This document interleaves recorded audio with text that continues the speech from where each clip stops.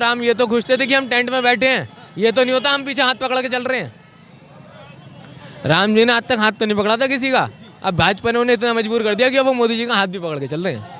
मैं भी मानता हूँ वो तो नो डाउट डेवलपमेंट सरकार है, सरकार मंदिर बनाने थोड़ी आई है, सरकार डेवलपमेंट करने आई है। सरकार मंदिर बनाने आती होती तो फिर सरकार मोदी जी क्यों चला रहे हैं? फिर तो हम ये मंदिर है हमारे पीछे, पंडित जी को प्रधानमंत्री बना दीजिए। और हम 400 पार करेंगे, 400 सीटें पार करके बहुमत से सरकार बना रहे हैं, बहुत ज़्यादा बहुमत मिलने वाली। बीजेपी जिस हिसाब से बोलती है वो 500 में से 800 भी ला सकती है। अब कांग्रेस पार्टी ध्यान देती, अगर कांग्रेस पार्टी ध्यान नहीं दे रही होती तो फिर मस्जिद भी बन जाती, अगर जैसे आप बीजेपी बोलती है तो। अगर बीजेपी इतने खुले तौर पे बोलती है कि हम हिंदू का सपोर्ट करते हैं और कांग्रेस मुसलमान का करती है तो फिर वहाँ पे मस्जिद ही बन जाती ना। उस 75 साल में मस्जिद भी बन सकती थी वहाँ पे।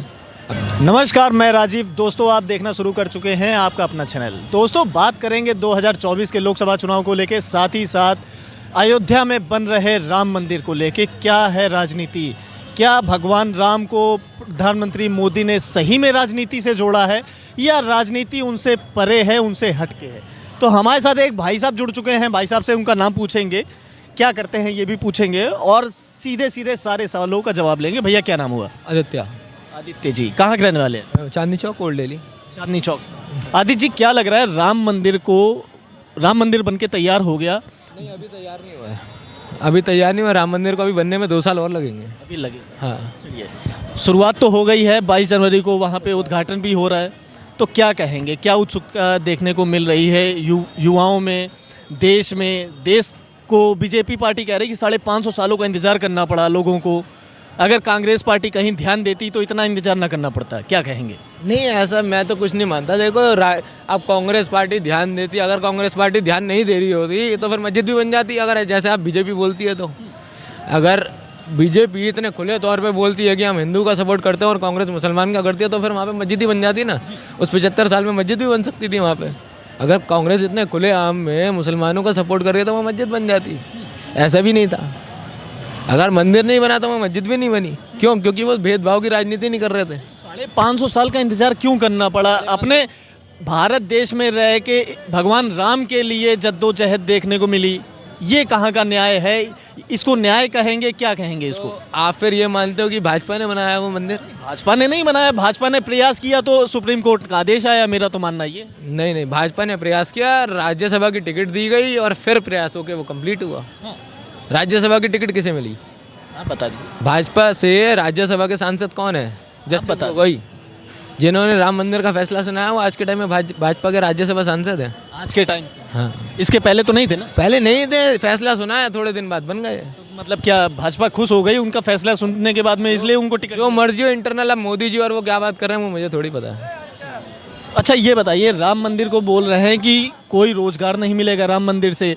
तेजस्वी यादव जो बिहार से उप मुख्यमंत्री के लड़के भी हैं, वो बयान देते हैं कि राम मंदिर से कोई रोजगार नहीं मिल रहा है। अगर बनाना ही था तो कोई मेडिकल कॉलेज बनाते, या बनाना ही था तो कोई सरकारी स्कूल बनाते। राम मंदिर क्यों बनाया गया? वो तो मैं भी मानता हूँ, वो तो नो डाउट डेवलपमेंट सरकार है, सरकार मंदिर बनाने थोड़ी आई है, सरकार डेवलपमेंट करने आई है। सरकार मंदिर बनाने आती होती तो फिर सरकार मोदी जी क्यों चला रहे हैं? फिर तो हम ये मंदिर है हमारे पीछे, पंडित जी को प्रधानमंत्री बना दीजिए। फिर हम एक चाय वाले को हमने जो प्रधानमंत्री के पद तक पहुँचा दिया, भारत देश की जनता ने इतना प्यार दिया, इतना प्रेम दिया, वो उनको थोड़ी देना था। जब हमें मंदिर ही बनाना था, हमारा एजेंडा ही मंदिर बनाना था, तो फिर हम पंडित जी को बनाते हैं ना। फिर हम किसी आचार्य को हम ले आते, किसी पंडित को, बहुत बड़े आचार्य को किसी को लेके आते और उन्हें प्रधानमंत्री बनाते।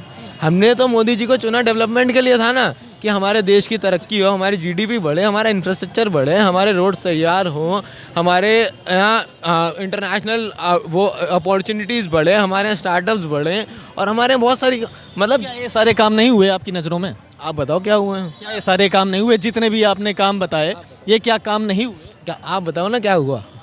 आपसे पूछ रहा हूँ, काम हुए नहीं हुए? अच्छा, आप डेवलपमेंट में बताओ मेरे को, क्या लगा आपको कि डेवलपमेंट हुई है? मेरे को ये बताओ, जीडीपी हमारी कितनी इंक्रीज हो रही है और कितनी नहीं हो रही है? जीडीपी के आपने फॉर्मूलेज चेंज करने चालू कर दिए हैं, ठीक है? इन्फ्लेशन कितनी है? अब अभी जो आज से 2014 में जो पेट्रोल 64 रुपये था वो 96 रुपये है। 2014 में इनकम कितनी थी भाई साहब? इनकम कितनी थी, इनकम का रेट का इन्फ्लेशन की बात अगर डेटा पे आ जाते हैं तो आपको मैं बता देता हूँ। इंडिया का जो डेटा है सरकारी डेटा, कोई ऐसा नहीं कि मैं इधर उधर की बात कर रहा हूँ, सरकारी डेटा ये कहता है जो एक एवरेज इंडियन जो कमाता था वो 235 रुपये पर डे कमाता था। अच्छा, ठीक है, और वो बढ़ के 282 रुपये हो गया। 235 से 282। हाँ, 2014 में जो था वो 235 रुपये था, और 2020 का डेटा बता रहा हूँ, मेरे पास रिसेंट अभी नहीं है उसका, 20 या फिर 21 का डेटा है, वो 282 हो गया। लेकिन वही जो दाल 70 रुपये की आ रही थी वो अब 180 रुपये हो चुकी है। मतलब आप भी मानते हैं, जैसा विपक्ष कहता है कि महंगाई बहुत हो गई, बेरोजगारी बढ़ गई, लेकिन मोदी जी ने इन सब का विकास ना करके मंदिर मस्जिद का विकास किया, हिंदू मुस्लिम का विकास किया। कोई मतलब मैं यही बोल रहा हूँ ना कि आपकी सिंपल सी बात है ना ये, भाई मेरे को खाने के लिए रोटी चाहिए, मंदिर में मेरी आस्था है, राम में मेरी आस्था है, किशन में मेरी आस्था है। मैंने तो टैटू तक बनवा रखा है किशन जी का, और अभी से नहीं बनवा रखा, जब शायद मैं होश में भी नहीं था तब से बने हुआ है, क्योंकि मेरी तब से आस्था है। मैं तो हर महीने वृंदावन जाने वालों में से हूँ। आस्था है तो फिर सवाल क्यों? आस्था पे सवाल नहीं उठा सकते हम। आस्था पे भी सवाल? किसने बोला सवाल नहीं उठा सकते? आस्था पे सवाल कैसे होता है? खुद कहते हैं सवाल उठा लें, मोदी जी कहते हैं, हम तो मोदी जी पे सवाल क्यों उठाते हैं? मोदी जी खुद कहते हैं मुझे क्रिटिसाइज करो। ये मेरी स्टेटमेंट थोड़ी है मोदी जी की है कि जब तक क्रिटिसाइज नहीं हो, criticism is the backbone of democracy. ये मोदी जी की स्टेटमेंट है, मेरी थोड़ी है। बीजेपी कह रही कि इस बार हम 400 पार करेंगे, 400 सीटें पार करके बहुमत से सरकार बना रहे हैं, बहुत ज़्यादा बहुमत मिलने वाली। बीजेपी जिस हिसाब से बोलती है वो 500 में से 800 भी ला सकती है। बीजेपी की जैसी बातें करते हैं के हिसाब से आपका आकलन देखें, आपका अनुमान लगाएं तो क्या होने वाला है? 2024 के चुनाव में 28 दल जो साथ में आए हैं, प्रधानमंत्री मोदी को टक्कर देने की बात कर रहे हैं, वो कहाँ तक सक्सेस होंगे? देखो, अगर अलायंस चलता रहा तो सक्सेसफुल है, फिर सरकार नहीं आ सकती भाजपा की वापसी। अलायंस में पहले ही मनमुटाव देखने को मिल रहा है, सीट शेयरिंग को लेके काफ़ी मनमुटाव, अखिलेश यादव, तेजस्वी यादव। वो मनमुटाव से मेरे को कोई मतलब नहीं है, मनमुटाव उनके बीच में है, तो ऐसा नहीं है कि भाजपा में मनमुटाव नहीं है। मैं भाजपा के मनमुटाव गवाऊंगा तो शायद उनसे भी ज़्यादा होंगे।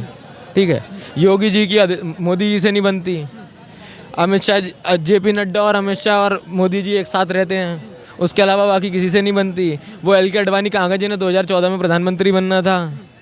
आप ये बता दो वो राजनाथ सिंह कहाँ गए जिनको होम मिनिस्टर बनाया और उसके बाद डिफेंस मिनिस्ट्री पकड़ा दी गई? वो नितिन गडकरी कहाँ गए जिनके पास 2020 से पहले 8 मिनिस्ट्री थी और एक रह गई अब?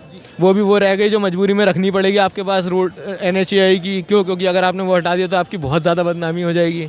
आप बता दो, आप में भाजपा इससे ज़्यादा भेदभाव है उनमें? ये तो एक घर में इतनी लड़ाइयाँ हैं, वो तो फिर भी 28 घर हैं। 28 घर की आपस में लड़ाई हो रही है, मैं समझ सकता हूँ। एक घर में 28 लड़ाइयाँ हो रही हैं, वो तो मैं नहीं समझ सकते। मतलब बीजेपी में गठबंधन से ज़्यादा मनमुटाव है। बता दिया मैंने आपको सामने सामने, आप बताओ इसके दूसरी राय दोगे तो। चलिए मैं एक दूसरे सवाल पे आता हूँ, छोटा सा सवाल, क्या राम मंदिर के नाम पे बीजेपी वोट ले रही है जैसा कांग्रेस कह रही है? तो जब भाजपा अपने हैंडल के ऊपर ये फोटो पोस्ट कर सकती है कि मोदी जी चलते हुए जा रहे हैं और हाथ में बाल राम जी का छोटे अवतार में उनका हाथ पकड़ा हुआ है मोदी जी का, उन्होंने राम जी को अपना हाथ पकड़ा दिया। आप क्या बीजेपी के हैंडल पे फोटो पड़ी हुई है? मैंने थोड़ी डाली है। मोदी जी ने, राम जी ने मोदी जी का हाथ पकड़ा हुआ है। आप ये सोच रहे हो? आप ये बताओ, ये आपके राम के साथ आस्था का खिलवाड़ नहीं है? आपकी आस्था से खिलवाड़ नहीं कर रही भाजपा? जो मेरी तो छोड़ दो।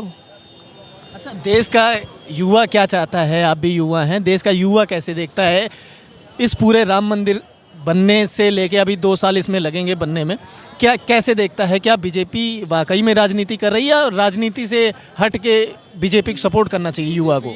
हमेशा से राजनीति, बीजेपी बनी राम मंदिर के नाम पे है, तो बीजेपी तो राजनीति करेगी। बीजेपी के मैनिफेस्टो में लिखा होता हम राम मंदिर बनाएंगे, तो राजनीति क्यों नहीं हो रही है? उस पर हो ही रही है, वो तो खुलेआम हो रही है, सरेआम चल रही है। जब बीजेपी अपने हैंडल पे शेयर कर रही है, आप यहाँ जाओ, अभी आगे ही पोस्टर लगे हुए हैं, मोदी जी के पोस्टर राम मंदिर की पोस्टर लगे हुए हैं, राम मंदिर का उठा देता, राम जी की फोटो इतनी बड़ी, मोदी जी की इतनी बड़ी है। बीजेपी तो कहती है ना कि राम मंदिर की ज़रूरत थी, आस्था का सवाल है। भारत में 140 करोड़ लोग हैं, जिसमें 60, 70, 80 करोड़ लोगों की आस्था जुड़ी हुई है राम भगवान से। आप एक बात बताओ, वो जो आस्था का सवाल है मैं उस पर मान गया आपकी बात। आप ये बताओ, आपके लिए मोदी जी ज़्यादा बड़े हैं राम जी? राम जी ना। तो उस पोस्टर पे जिस पे राम जी के घर का शिलान्यास के बारे में लिखा हुआ है, उस पे नीचे ये क्यों लिखा है? भाजपा दिल्ली कमेटी, दिल्ली भाजपा कमेटी क्यों लिखा हुआ है? उस पर दिल्ली भाजपा कमेटी लिखा है, तो वो राम जी से बड़ी मोदी जी की फोटो क्यों लगी हुई है उसमें? समझ रहे हो बात को? तो आप कह रहे हो कि पॉलिटिकल नहीं बना रहे, वो खुद बना के बैठे हुए हैं। ये जनता सोच रही है या आप सोच रहे हैं, मैं सोच रहा हूँ, वो तो दिख रहा है सामने। जिसमें राम जी से बड़ी मोदी जी की फोटो है, राम जी मोदी जी का हाथ पकड़ के चल रहे हैं। गाना बन गया जो राम को लेके आए थे हम उनको लाएंगे। राम गाना क्या बना, जो राम को लाए थे हम उन्हें लाएंगे।